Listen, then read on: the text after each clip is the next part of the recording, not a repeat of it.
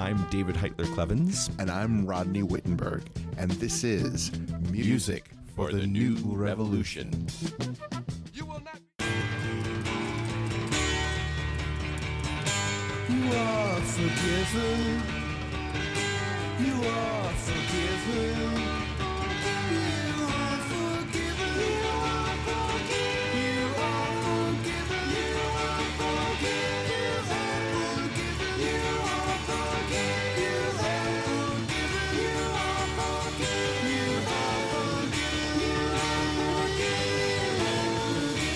are forgiven. You are forgiven. You are forgiven.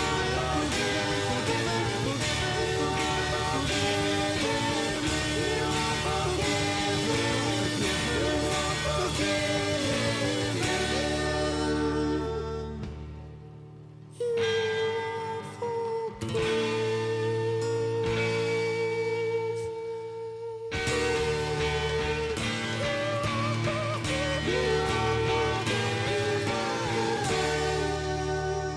All right, and we are back with part 3 of our forgiveness theme episodes. So forgive us for indulging 3 times, and I forgive all of you. All right.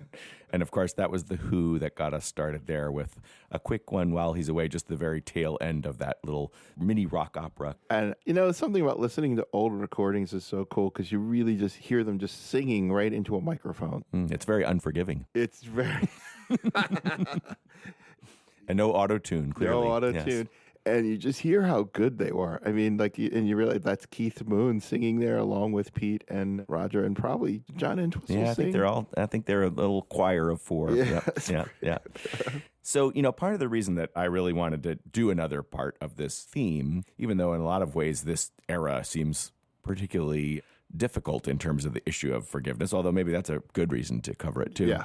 There's some songs that just seem like they were really perfect for this theme that we haven't gotten to yet. So so that's why we're continuing on, and we also want to feature another part of the interview that we did with John Flynn later on, who is a very just amazing, powerful singer-songwriter and activist who just has so much to teach all of us. Yeah. And very inspiring. So the first song that I really wanted to get in here is a song that was written by David Roth and Ann Hills. It was written quite a while ago. I mean, I first heard it right after the Rodney King beatings and the subsequent riots, and it does include a verse about that. The song, I think, it's very powerful. It's called That Kind of Grace, and it tells true stories of people who have been deeply wronged but did not respond with a call for vengeance, but responded with, forgiveness. And it does reference that great song, Amazing Grace, and it talks about it in terms of striving for being able to embody that spirit. The line in the chorus is this line about, I hope someday that kind of grace will find its way through me. It's a beautiful sentiment, even for people who are secular like myself. So we'll hear that, and then it'll go right into a song by Bob Gibson and Dave North called Let the Band Play Dixie.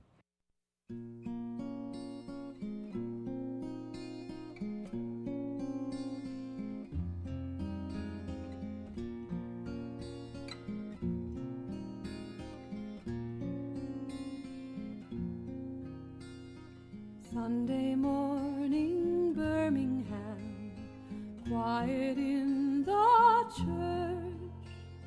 Bombs were planted, house of God, children's blood on the cross. And your daughter, she was one angel without wings.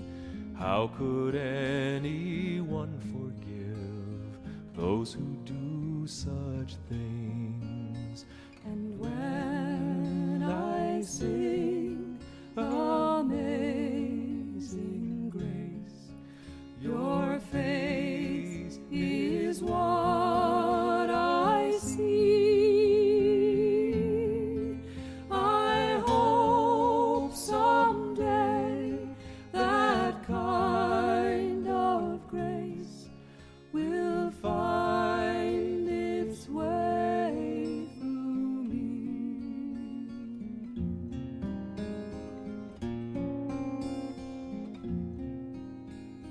Friday evening in Klansmen killing time. Saw young Michael walking by, he would do just fine. Quiet student, mother's best, pleading for his life. Strung him up to make a point, sharper than a knife. Beulah May, his mother stood, people all around, in the courtroom listening as the truth was found.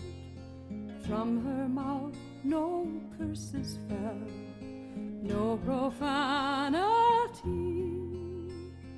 I would do to others what I'd have them do to me. And when I sing Amazing Grace, your face is what I see. I hope someday that kind of grace will find its way through me.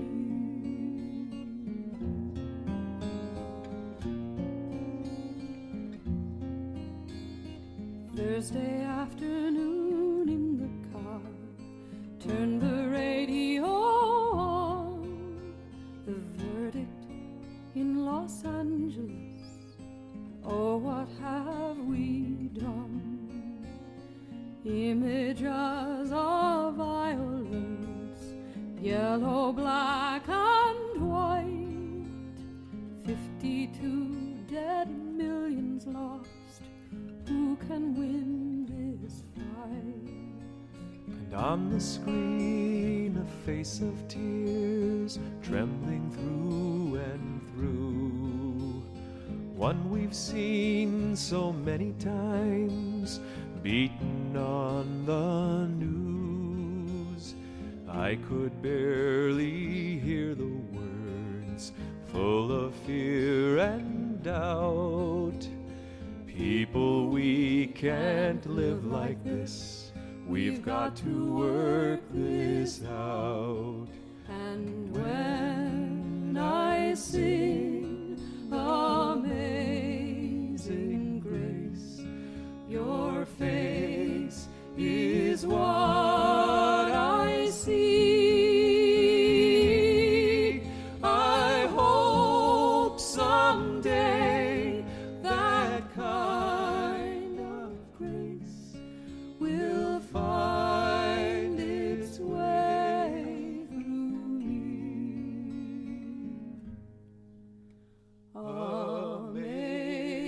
Amazing grace, how sweet the sound that saved a wretch like me. I once was lost, but now I'm found. Was blind, but now I see.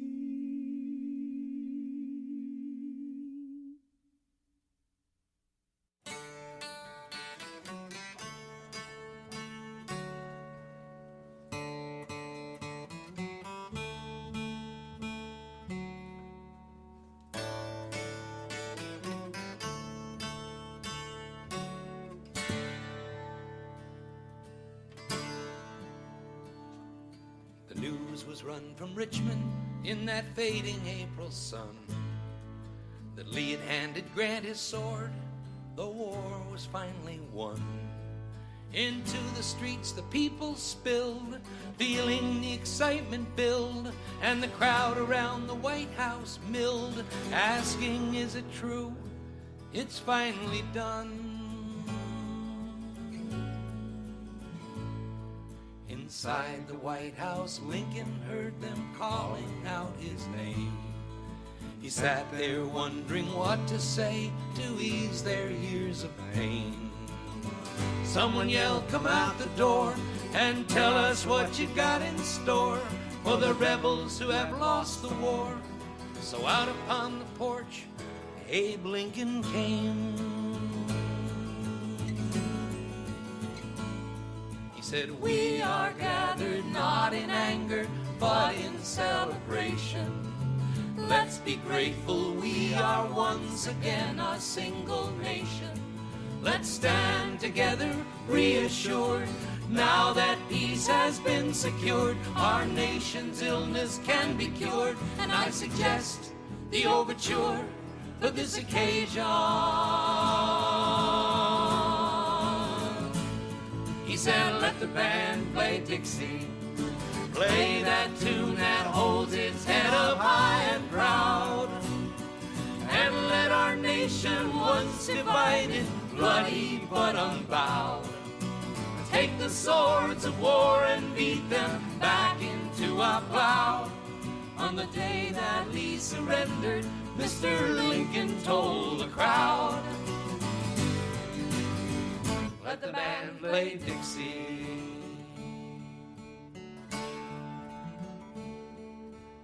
A tired Union soldier hobbled on his only limb, filled with bitter memories the war had left with him. He dragged his wooden leg and cane, his face was set and creased with pain. He stumbled, fell, and rose again, and he wondered what the future held for him.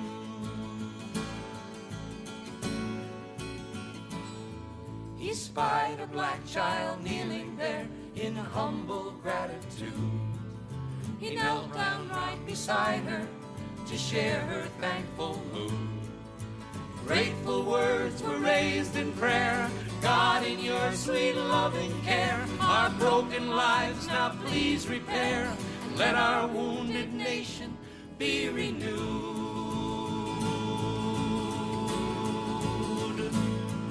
And let the band play Dixie, play that tune that holds its head up high and proud. And let our nation, once divided, bloody but unbowed, take the swords of war and beat them back into our plow. On the day that Lee surrendered, Mr. Lincoln told the crowd, let the band play Dixie. Let the band play Dixie.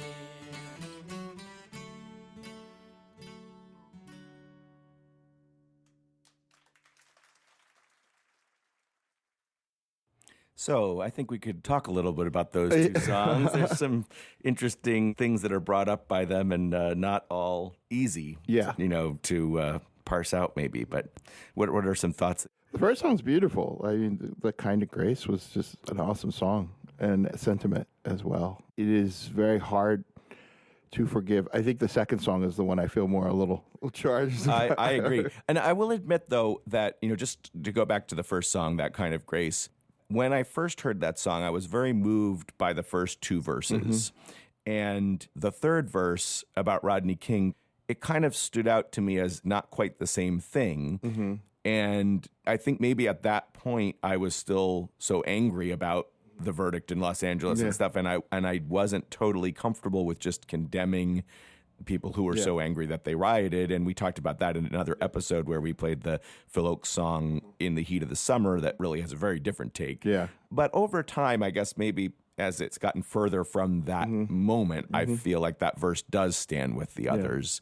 Actually, David Roth and Ann Hills have both written more verses to that song, which I don't actually think fit as well, that are more just about people who are victims and not about the forgiveness part. Like they did one about Matthew Shepard, but it doesn't have anybody forgiving the murderers of, so I kind of feel like that one doesn't. Yeah. Well, this is one of those issues that's just so charged for people. There are so many people that feel that if you forgive, you're actually giving approval of. And I love what Maya Angelou says. If you don't forgive, it it doesn't actually do anything to the other person. It just eats you up. Right. It's almost like you're attacked twice or you're beaten up twice. If you hold on to that anger and feel that you want to have vengeance, it destroys you. And it never goes away. I mean, it's funny. This is a little cheesy. But I was just watching an episode of Chicago PD this morning while I was setting up, waiting for you to come over so we could record. And the main character, the chief of the unit, he goes to an old police buddy who he knows what he did. He took revenge. And the last line he says to him goes, "Doesn't feel the way you thought it was going to feel, does it?"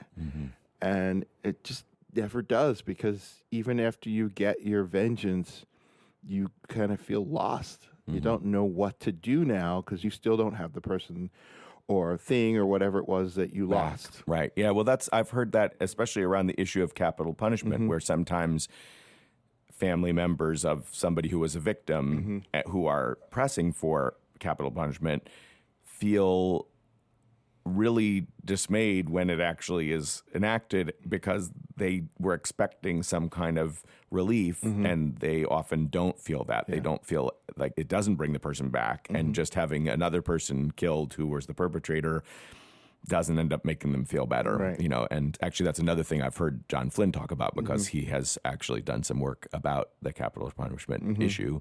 But yeah, I think the thing you were saying before, that, you know, what holding on to that feeling of anger and of wanting revenge, you know, it often just eats away at the person who's holding on to it. It doesn't affect the person that it's directed at. But with that said, then let's talk a little bit about that second song. So, by the way, we heard Ann Hills in both those songs because it was performed live by Tom Paxton, Ann Hills, and Bob Gibson. And Bob Gibson was one of the writers of it. I actually really love a different version of that song by Dean Stevens, but I only had that on a cassette.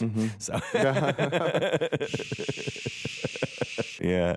But anyway, it's interesting, that song, in this time when we're having a lot of controversy about, statues to Confederate soldiers and things like that, and generals. And I think that I wouldn't be surprised if a lot of people have similar mixed feelings about that song, or even just entirely negative feelings about that song, because it is kind of it's interesting. Problematic. Yes. It is very difficult for human beings to do something that is, what do they say? It's a sign of genius if you can hold two conflicting ideas in your head at the same, and afflicting ideas in your head at the same time. And that's kind of what I'm struggling with this song. Is like, I completely understand why Lincoln would say that. He's trying. His goal is to unify everyone, and I also get that in that time period, some of Lincoln's views would now be looked upon as racist. I mean, he Right. And it's complicated because here's a guy who no doubt held some racist views. I mean, it was so prominent as part of the culture. I mean, it is really hard to think about back to what it was like in 1863. That not only were people of color looked at as inferior, but so were Irish and Italians and women, and the Chinese. I mean, there's just so many groups of people, and Native Americans, that were just considered less than. And the challenge of that is like, okay, you lost, but you're not so bad.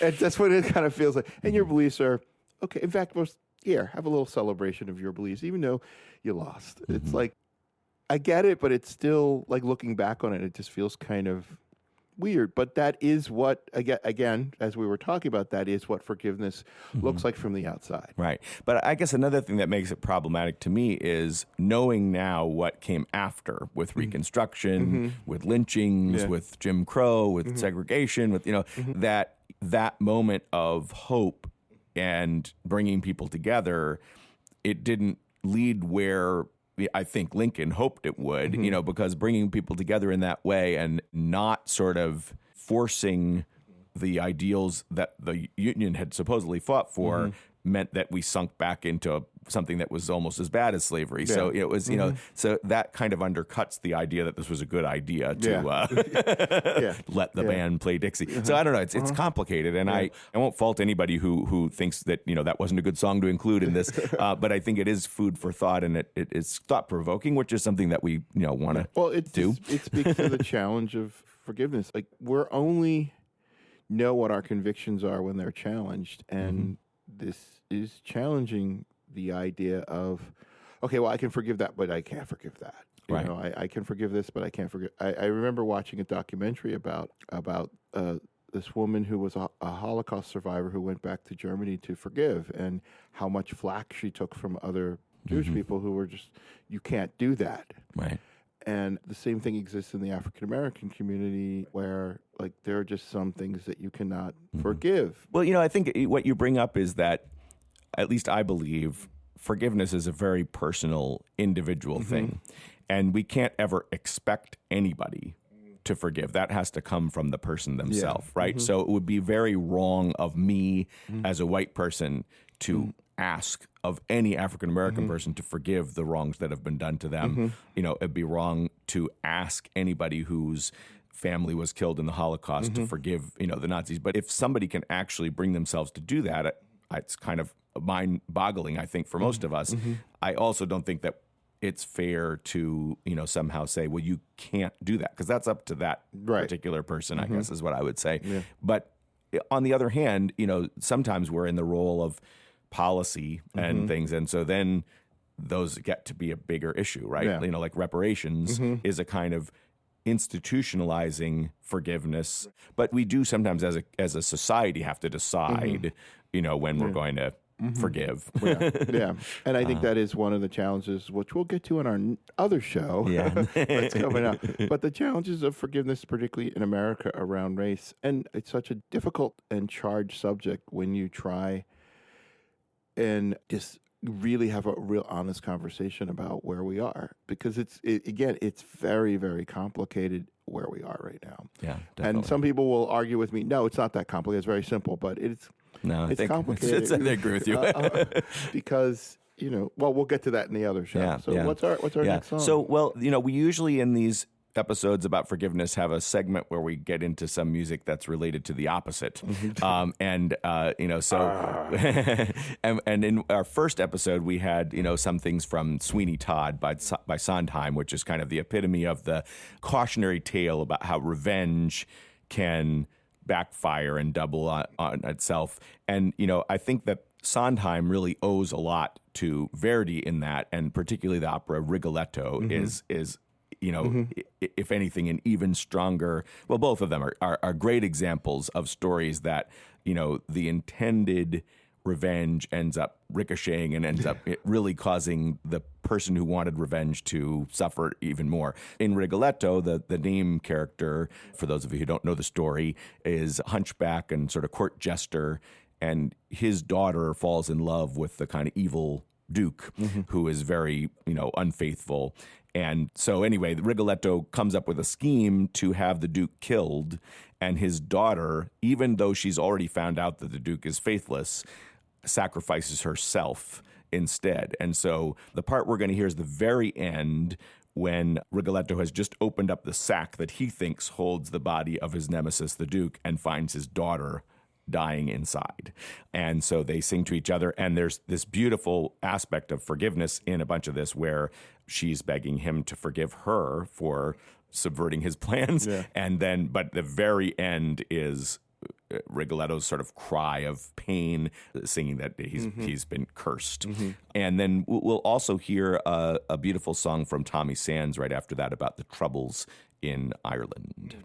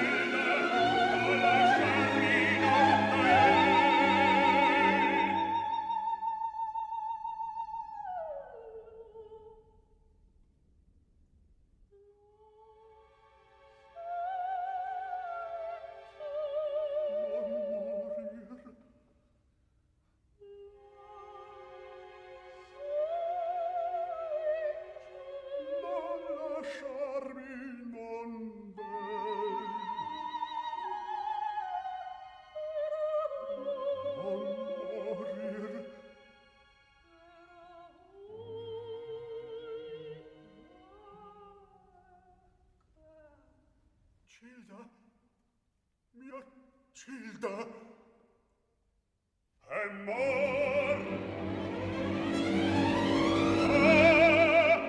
La maledizione.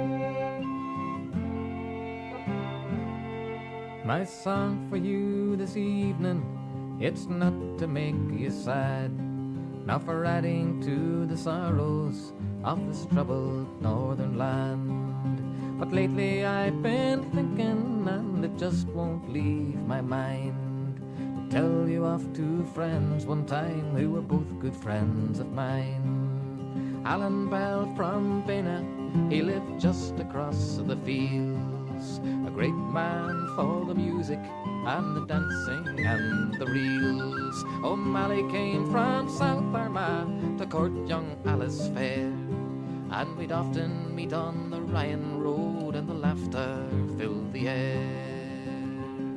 There were roses, roses, there were roses, and the tears of the people ran together.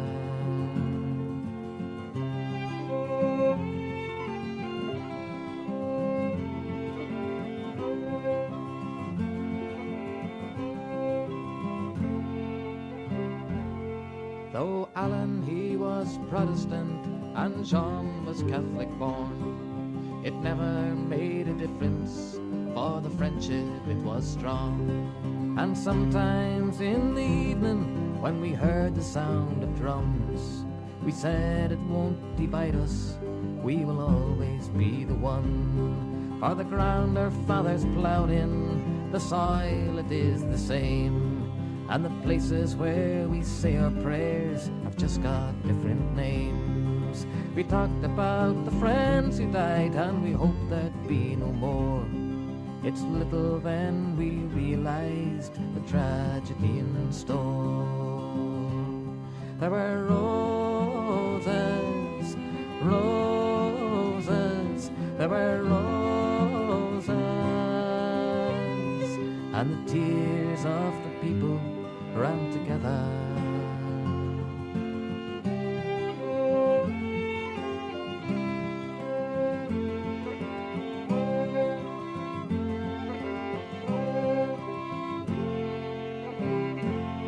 It was on a Sunday morning when the awful news came round. Another killing has been done just outside Newry town. We knew that Alan danced up there, we knew he liked the band. But when we heard that he was dead, we just could not understand. We gathered at the graveside on that cold and rainy day, and the minister, he closed his eyes and he prayed for no revenge. And all the ones who knew him from along the Ryan Road, they bowed their heads and said a prayer for the resting of his soul. There were roses, roses, there were roses, and the tears of the people ran together.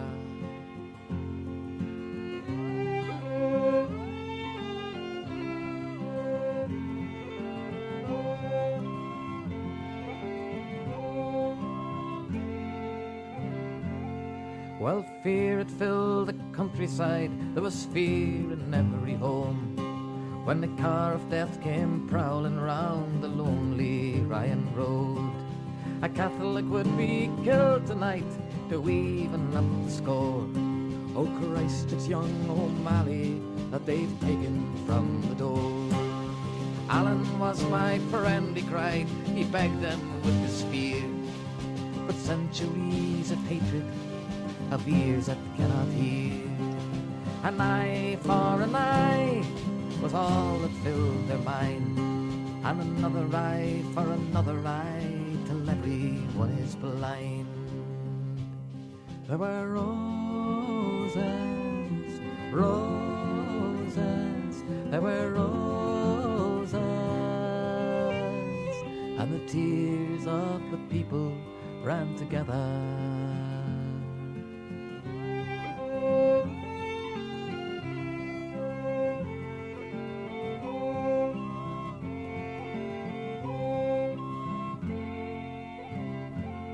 So my song for you this evening, it's not to make you sad, nor for adding to the sorrows of this troubled northern land.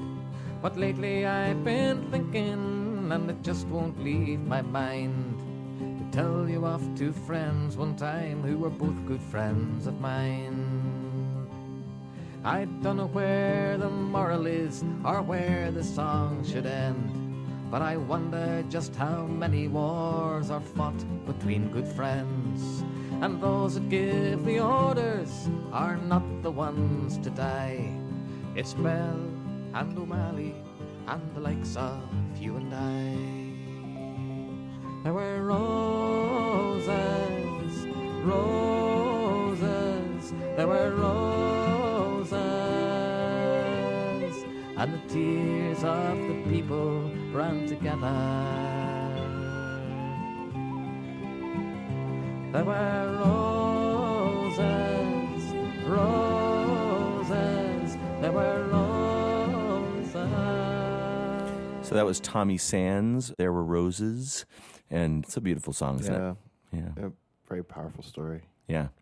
And, you know, like I said before, it's an example of this idea of the lack of forgiveness leading to tragedy. I think both the Rigoletto and this are different kinds of examples of that. Yeah.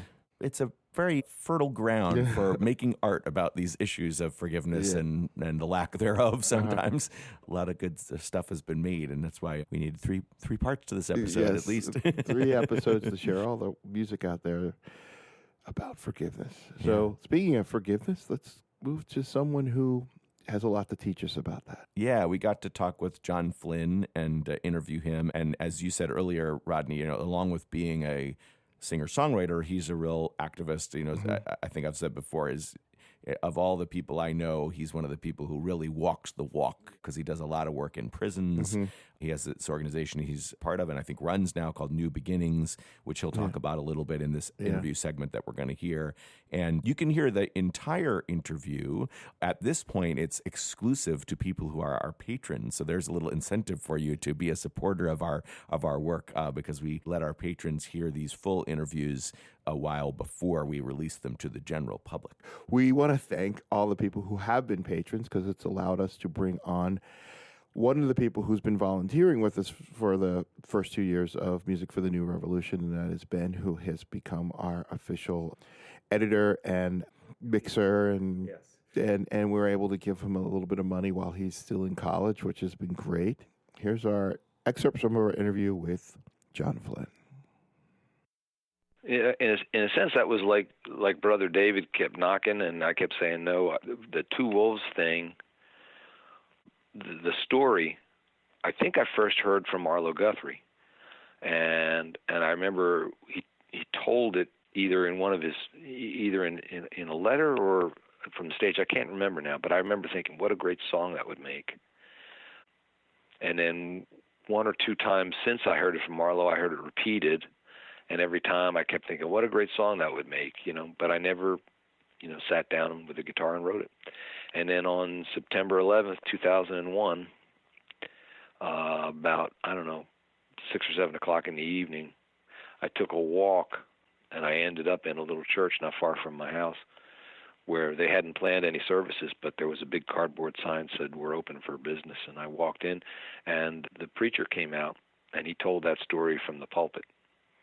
And it was absolutely the thing I needed to hear most in the world at that moment was don't feed don't feed the hate. Don't feed the revenge. Don't feed the the darker side of your, the darker angels or whatever. And, feed the better angels of your nature and your spirit. So I went home and I wrote that song that night. I wanted to be the storyteller. It's not, and everyone's heard the story at this point. So there's no real surprise in the song. Hopefully it doesn't become a boring thing to listen to. I still open my shows with it because I feel like when we come together in a concert, that's kind of what it's about, is feeding the good wolf, feeding the light in your spirit, and love and community and all the good things that we get when we come together in live music settings. And it's really about, what we talk about in New Beginnings all the time is accountability, taking responsibility for your own, shit. And God knows there's a lot of people who have been victimized in the world by our society, and justice is due, and they have to call for it. But what I have found is that the more you identify yourself as a victim, the more you give your power away.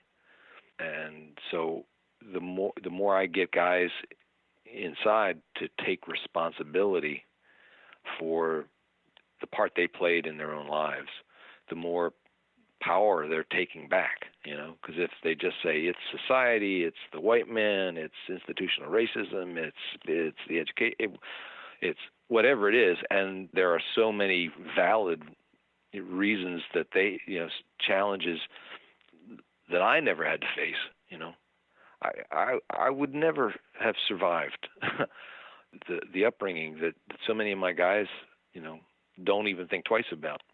So, they'd be perfectly within their rights to say, this ain't my fault.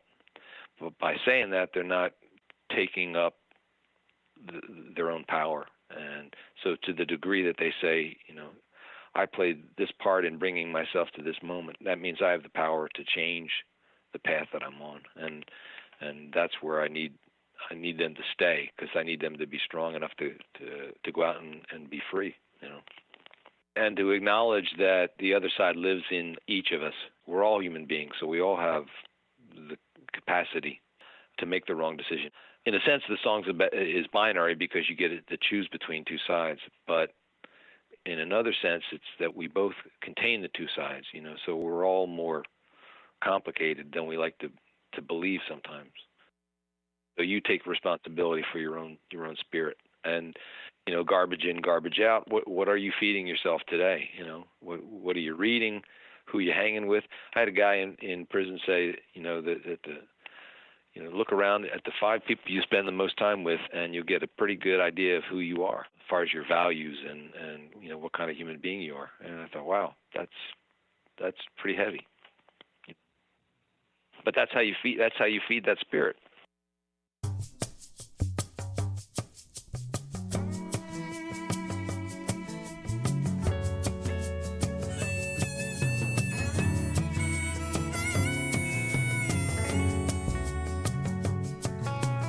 A Native American grandfather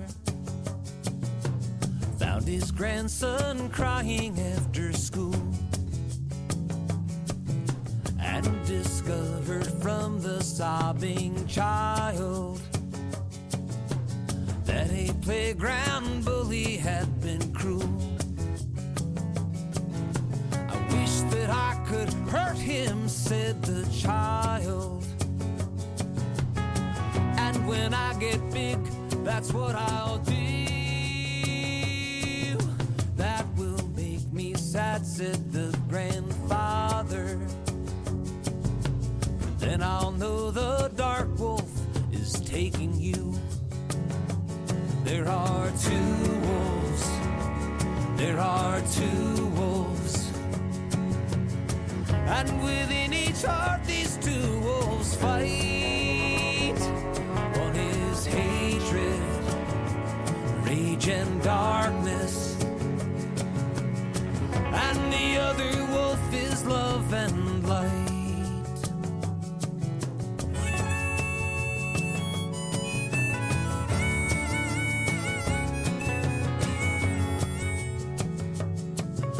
The old man put his arms around the child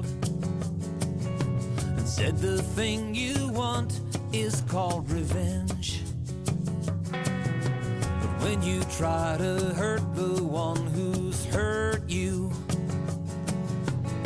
that's the moment you become like them. The old man said, I know what you are feeling. Being human, I have felt it too. The child looked into the ancient eyes then, said, Grandfather, tell me what to do. There are two wolves, there are two wolves, and within my heart these two wolves fight. One is hatred, rage and darkness, and the other wolf is love and light.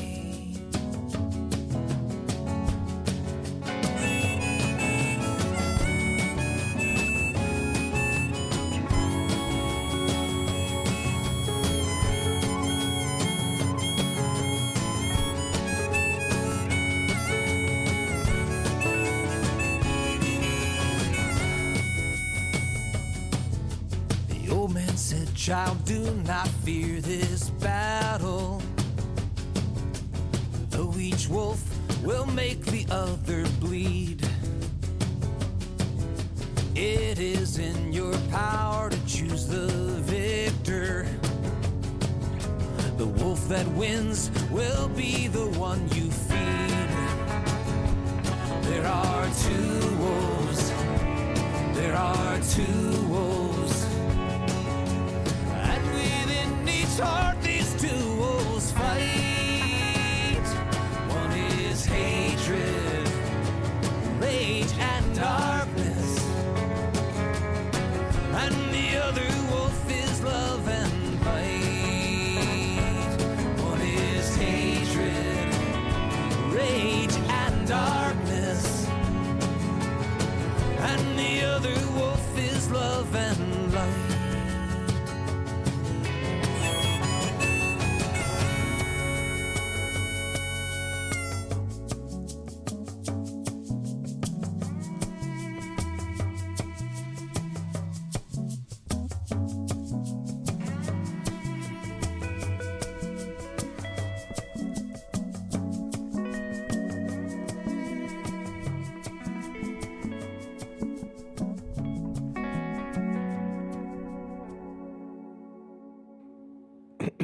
And there it is, the Battle of Forgiveness. Mm-hmm. Nice song. I hadn't remembered that there was that kind of evocation of a wolf howl in that electric violin thing at the end. I hadn't remembered that. That's a nice little touch. Yeah, it's a very cool song. Yeah. And he's a very awesome guy. Yeah, we really got a very interesting interview with him, which you can look forward to hearing that whole thing because it's very cool. Yes, if you are a patron of Music for the New Revolution, you can hear the entire John Flynn interview. Mm-hmm. So Fred Small is a singer-songwriter and then became a minister for a while. But, he wrote a lot of really great songs that often tell true stories, did a lot of research and stuff like that. One song of his that I think is very moving along the lines of this theme is called The Hills of Ayalon. And it's about a settlement in Israel of both Israelis and Palestinians called Nev Shalom. Some people have probably heard of that. And one of the things I like about this song is that it's powerful in a place where we think, well, there's no hope of people, actually coming together. Often, this is a kind of a success story. But the song, it takes some time to get there. Like there's the interactions at first between the two sides are not positive. And so it doesn't ignore how hard this is. It doesn't ignore how much of a struggle bringing two people who have so much hurt and wrong between them, in their histories, how difficult that is. Yes, it's very interesting. You picked this song to play. Yeah. I just finished scoring a documentary about the Ayalon kibbutz. Ah, okay. Yeah. Which, if anyone is out there is interested, it'll be out later this year. It's called Codename Ayalon. Cool. Very cool. And I think we're going to go right from the Fred Small song into a song by my group, Acoustic Blender, written by my bandmate Justin Solonynka. And it's about kind of unconditional forgiveness and struggling with trying to love everybody, even when that's difficult. But we'll start with the Fred Small.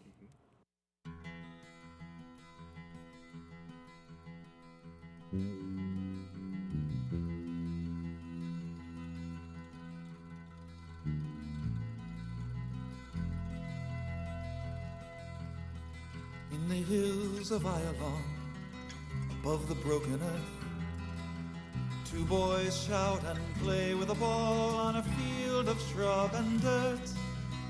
Divided sons of Abraham, exhausted embrace. Prince of Islam, pride of Judah, know each other's face. If we met on the sands of Sinai, under a molten sky, and if you held me in your sights and looked me in the eye, what would you do? If we met on the sands of Sinai, under a molten sky, and if I held you in my sights and looked you in the eye, I would shoot you dead.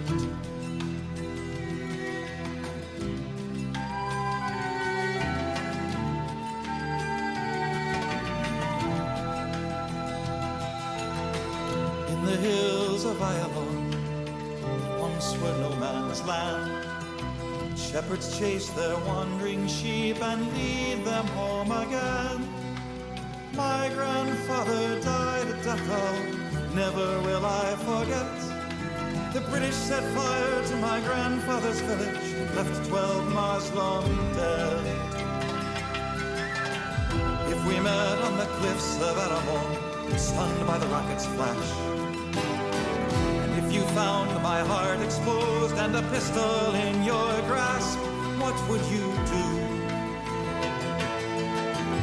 If we met on the cliffs of Aramon, stunned by the rocket's flash, and if I found your heart exposed and a pistol in my grasp, I would take you prisoner, hide you away, then set you free.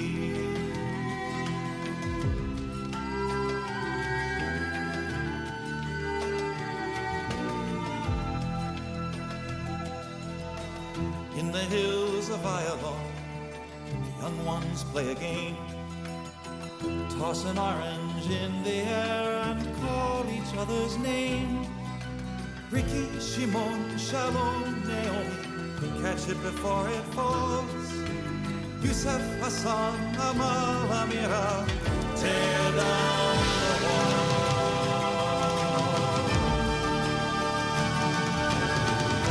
We met by the river Jordan, under a rain of nails. And if you raised your rifle up, and your aim could not fail, what would you do? If we met by the river Jordan, under a rain of nails. And if I raised my rifle up, and my aim could not fail, I would put down my gun, open my arms, and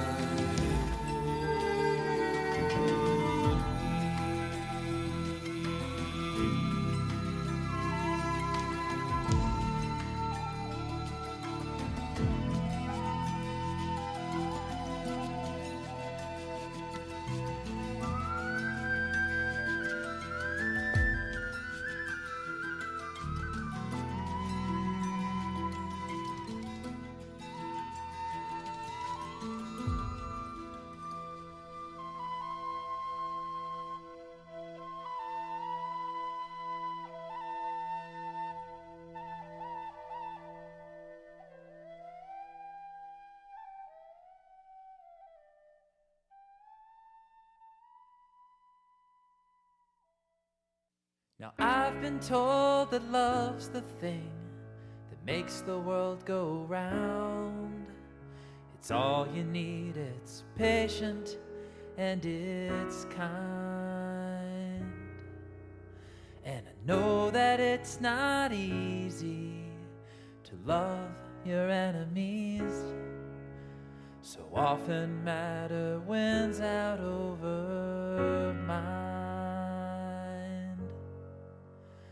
But I'm gonna love everybody, love my friends and love my lover, love my father and my mother and all other families too. I'm gonna love everybody, even those who criticize me, those who wrong me or despise me. I'm gonna love even you.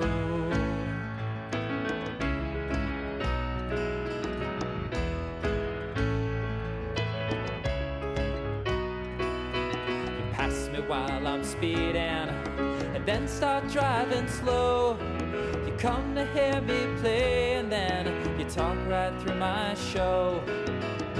You smile when I'm here and then reject me when I'm gone. And when autumn comes, you'll rake your leaves and dump them on my lawn. But I'm gonna love everybody, love my friends and love my lover, love my father and my mother and all other families too. I'm gonna love everybody, even those who criticize me, those who wrong me or despise me. I'm gonna love even you. Hey, yeah, yeah. You push me around in meetings, you skip on your okays, you terminate my job and then you give yourself a raise. You say it must be true because you heard it on TV. You make your own mistakes and then you blame them all on me. But I'm gonna love everybody, love my friends and love my lover, love my father and my mother and all other families too. I'm gonna love everybody, even those who criticize me, those who wrong me or despise me. I'm gonna love even you.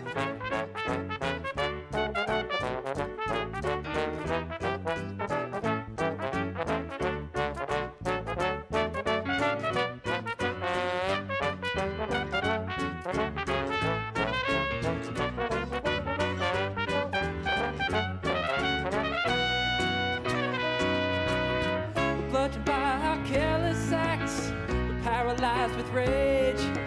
The angels up in heaven turn away.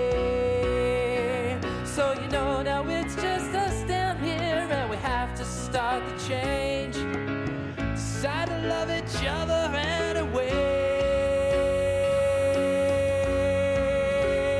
And I'm gonna love everybody, love my friends and love my lover, love my sisters and my brothers and all other families too.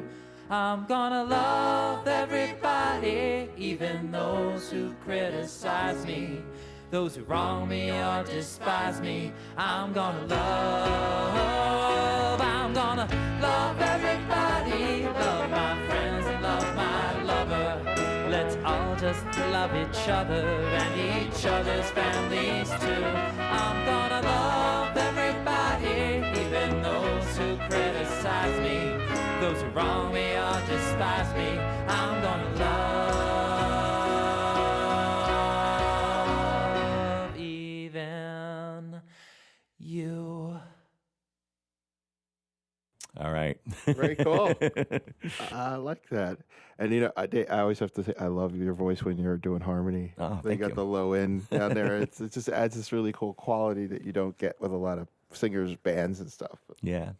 Well, we've tried not to make this a featuring David and Rodney podcast, but every once in a while when a song really fits, it just seems like we shouldn't necessarily always avoid it. I sometimes push Rodney to include his songs, and we're actually going to end up with one of your songs, which I think you're going to tell us a little bit about. So genesis. This song happened. I was working on a project called We Stood Up, and I got to spend some time with John Lewis. In interviewing him over the course of an hour, one of the questions I asked him was, how did you have the strength of fortitude? How did you have the strength to stand there on the Pedersen Bridge and know that you're going to be beaten and bit by dogs and knocked on the ground and all that sort of stuff? And just know that you're walking into that. And how do you do that? I don't know how you knowingly. I mean, I could see running into a burning building to save someone's life, maybe, but stand there and just know that someone who hates you is about to attack you. And you know this. It's not like a random thing or it just happens. It's pretty powerful. And his answer was love, universal, unconditional love from the source, God, however you define it, but he defined it as God. And that really moved me. And then along with this, right around the same time when I was writing the song, I saw this interview with Dave Chappelle and Maya Angelou. And Dave Chappelle in the interview with Maya Angelou had this revelation of, wow, like Martin Luther King, Malcolm, JFK, Bobby Kennedy, they were not just these icons. They were actual friends of hers who died. Like friends, like real connection, like people they knew. It wasn't just like this is some famous person out there. This is someone they knew. And what was that like? And he realized it wasn't just like the collective anger that everybody was feeling. This was personal. And he asked her how she dealt with that. And she responded, bitterness will destroy you. It will eat you up. It will bring you down. It will kill you. But anger, you can do something with that. You can write it down. You can turn it into music. You can turn it into a play. You can march. You can protest. It can be your inspiration to do things. So I took both of those ideas and put it into a little song called Love. And a little side story, one of the other stories that John Lewis shared, which was equally powerful, which I don't always tell, but he was talking about how after he'd been a senator for a congressman for a while, I guess it was late 70s, early 80s, after he had been honored by a library that he wasn't allowed to get books from when he was a kid. Guy came to his office with his son and said, I wanted my son to see me do this. I want to say I'm sorry. I'm the guy that hit you with the baton. I'm the police guy that hit you with a baton, and I'm so sorry. And I would hope you would. I know you don't have to, and you don't owe me anything, but I wanted my son to see me tell you I'm sorry, and I'm asking for your forgiveness. And of course, John Lewis, being John Lewis, forgave the guy. And that's all you need to say. So here is Love.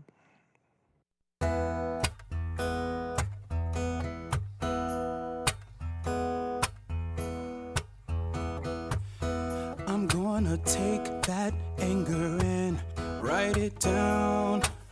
March into town, can you hear the sound? I'm gonna take that anger and turn it around and turn it into love. I'm gonna take that doubt and write it down. March into town, can you hear the sound? I'm gonna take that doubt and turn it around and turn it into love. Love, love, love, love. Turn it all into love. Love, love, love, love. Turn it all into love.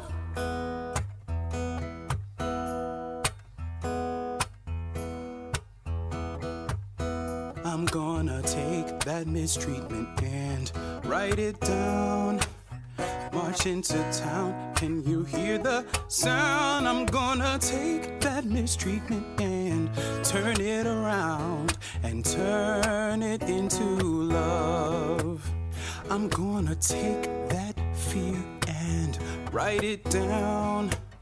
March into town, can you hear the sound? I'm gonna take that fear and turn it around and turn it into love. Love, love, love, turn it all into love. Love, love, love, turn it all into love. Love, love, love, turn it all into love. Love, love, love, turn it all into love.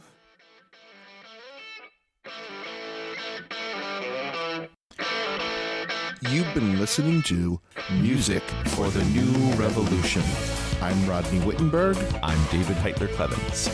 Music for the New Revolution is produced at Melody Vision Recording Studios in Plymouth Meeting, Pennsylvania. Music for the New Revolution is written and produced by David Heitler-Klevans and Rodney Whittenberg. And edited and co-produced by Ben Flax. You can find us at musicforthenewrevolution.com or MFTNR. Like us on Facebook and follow our Spotify playlist. And our podcasts can be found on SoundCloud and iTunes, and you can also be a patron, a supporter of our podcast on Patreon. This is Music for the New Revolution. Spend it all today and we will bill you tomorrow. 3-piece suits and bank accounts in Bahamas. Wall Street crime will never send you to the slammer. Tell all the children in the arms of the mamas. The F-15 is a homicide bomber. TV commercial for a pop-up pill culture. Drug companies circling like a vulture.